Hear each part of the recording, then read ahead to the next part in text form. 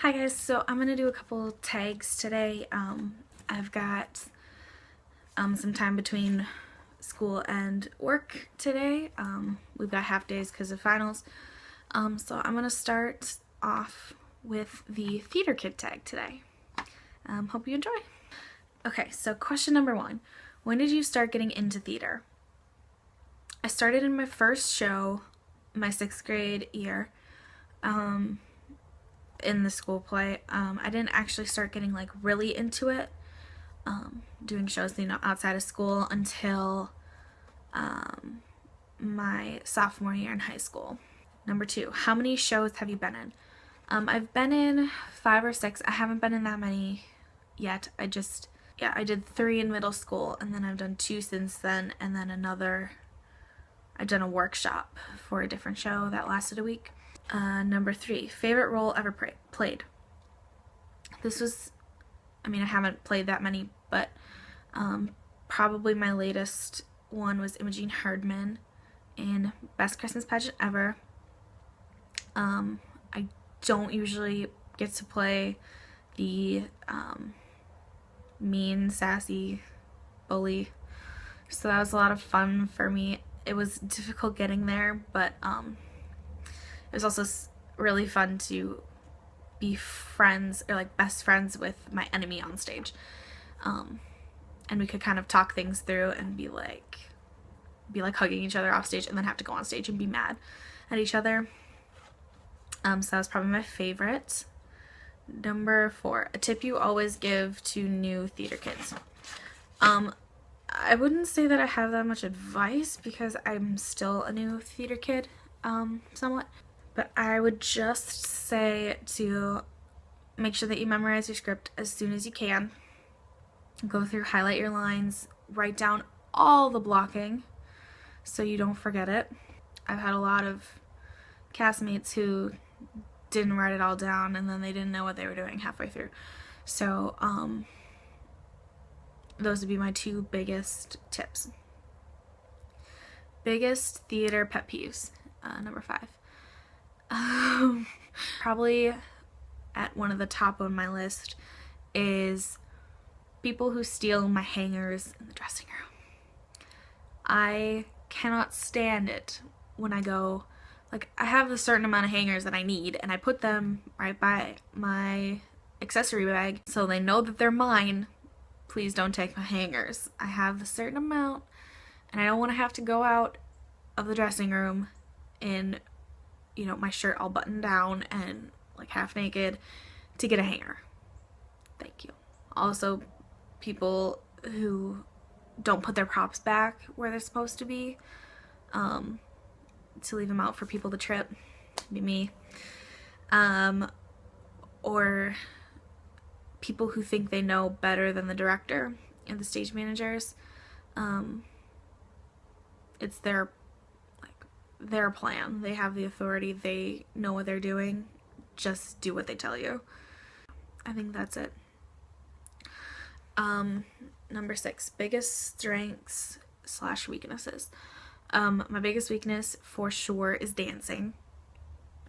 I did dance a little bit when I was like 5 or 6, and I haven't danced since, and I am terrible at it.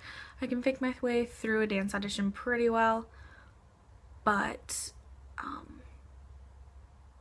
yeah, I can't really. If you take it too fast, I won't get it, and then I do need time, and I will eventually get it, I promise. It's just takes me a little longer than most, and I still will trip over my feet. I'm sorry. Biggest strength is probably my ability to convey emotion through song.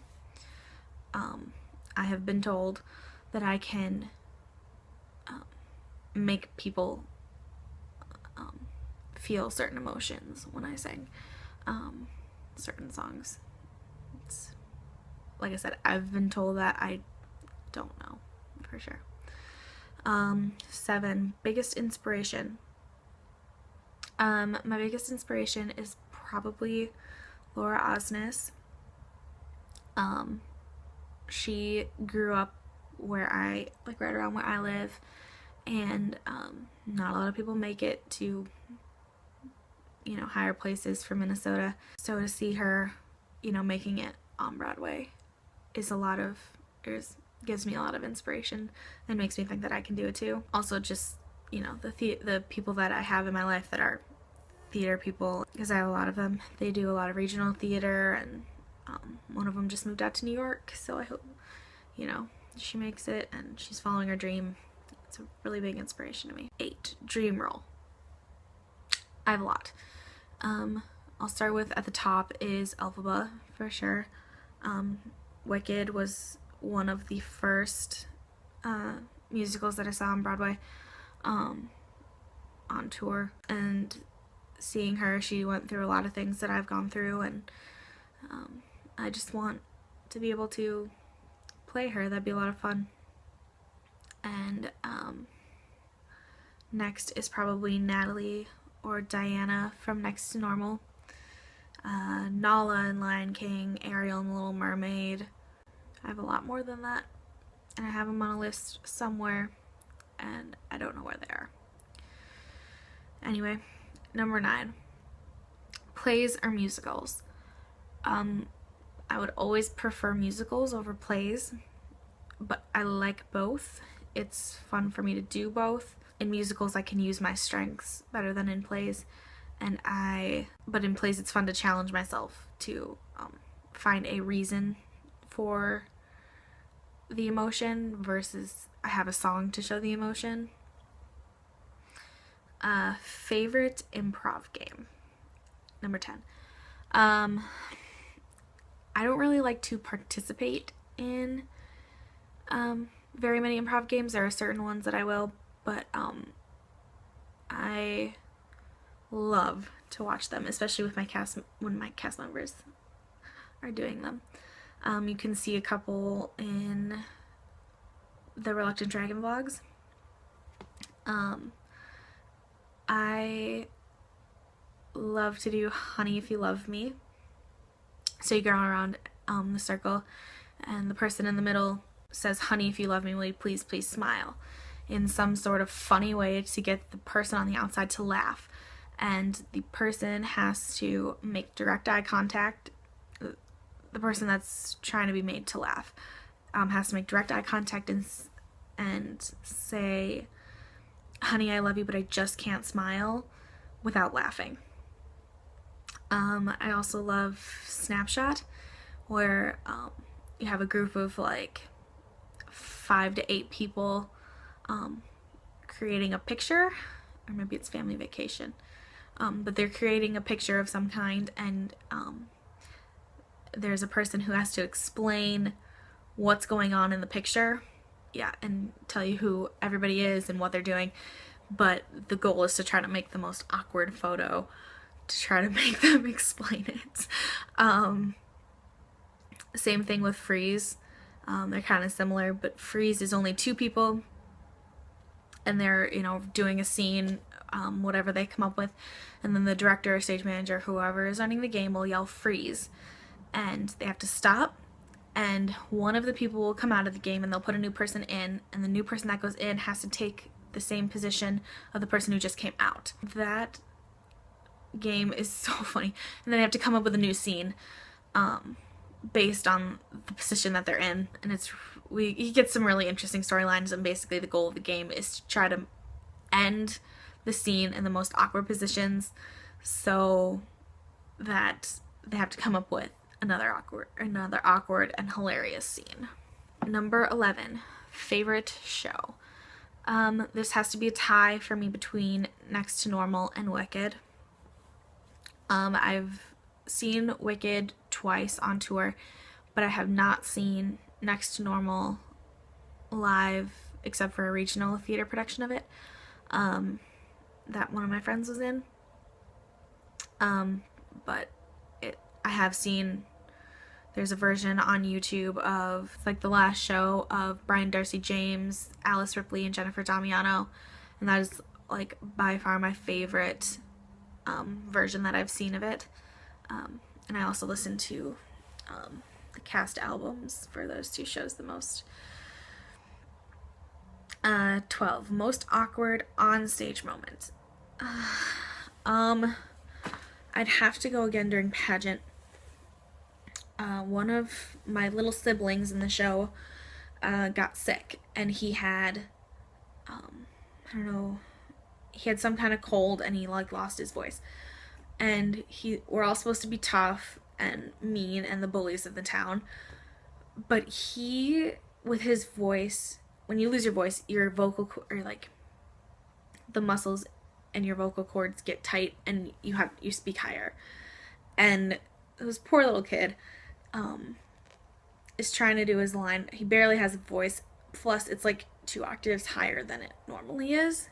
So we had this song, "Nuttin' for Christmas," that we were singing at the beginning, and this would be the first time that we really heard him speak or sing with the voice. And he did it, but we could not stop laughing, and it was just awkward because after that we had to freeze for another like minute and a half, 2 minutes while Beth finished her monologue. We were trying to stay frozen and just couldn't stop laughing. We got yelled at for it after, but that was probably, I don't know if it was awkward, but one of my favorite. Number 13, best offstage moment. I have 2. The first one is, you can actually caught it on camera in the Reluctant Dragon vlog, but Devin had suspenders for, I think it's the second vlog. He had suspenders for his costume, and he thought it would be a good idea to pull them out as far as he could and let them go.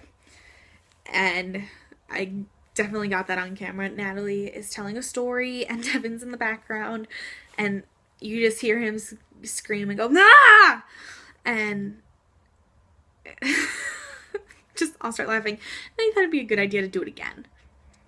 So just like those moments. And then in pageant, at the end of a scene, Leroy is trying to kind of hit on Alice Wendelkin, and he leaves and he goes, "Until we meet again."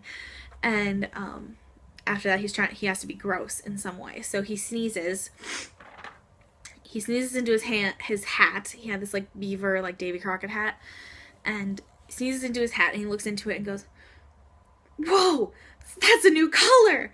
And he that particular performance, he had said the name of one of his siblings, and he came off stage and we just laughed so hard. It was one of it's always fun to kind of have those moments off stage where you're laughing, but you have to laugh and be quiet because no talking backstage. Number 14, most challenging role to play. Again, I'd have to go with Imogene because I'm just not mean. I am not a bully. I'm not very, well, okay, that's arguable. I'm kind of sassy, but I'm not as sassy as she is, and she's most of the time just clueless. But it was very hard for me to get to the point where I could comfortably be just angry at everybody and have to play that intensely. It took me a lot to get there, and it was very challenging. And number 15, last question, what would you do if theater didn't exist? I don't know. I have no clue. Before I really got into it, I was swimming every day, doing competitively. I'd probably still be doing that, but I found theater, and conveniently had a shoulder injury around the same time, so it allowed me to be in theater. So I would probably still be swimming, working through my shoulder injury. I'd be probably back in my school choir. There are a lot of things I'd probably be doing. My life would be very different if theater didn't exist. So that was the Theater Kid tag. Thanks for watching. I have a couple more tags that I'm going to post them hopefully in the next week or so. Thanks for watching. Bye!